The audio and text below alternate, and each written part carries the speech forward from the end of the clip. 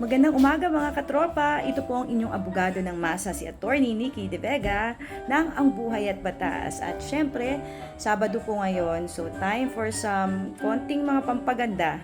So bago po ako sumagot ng tanong, pakita ko lang, ano ba ginagawa ko dito? Nandito ako ngayon, pa-pedicure. Ito po sa Polish Nail Studio. Ito po ay nasa Kapitolyo. No? Kapitolyo, Pasig. Ganapin nyo po. West Drive yata, no? Kapitolyo, Pasig. At Attorney Carlo, hi! Hintay ka lang dyan ha. Abang papapedicure ako. At kaya punta na kayo. Siyempre ako, alam niyo ako, mahilig ako ng mga discount.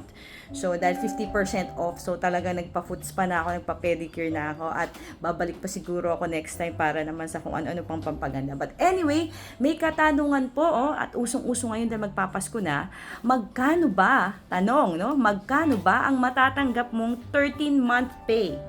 Okay. Ang sagot, no, ayon po sa PD 851, pasensya na, hindi ako naka-makeup, diba? Kasi nagpa-pedicure lang ako.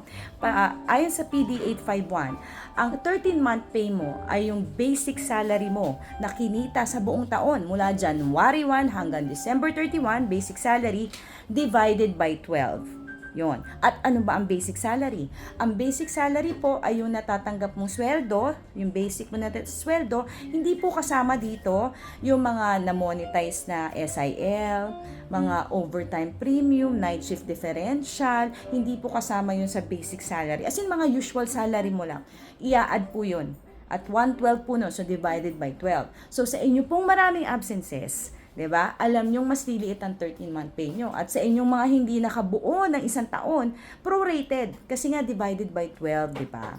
So sana mga katropa, nakatulong ako sa inyo at sa mga nakatanggap na ng 13-month pay, naku, wag na maubusin pagpapariband. Kita kits.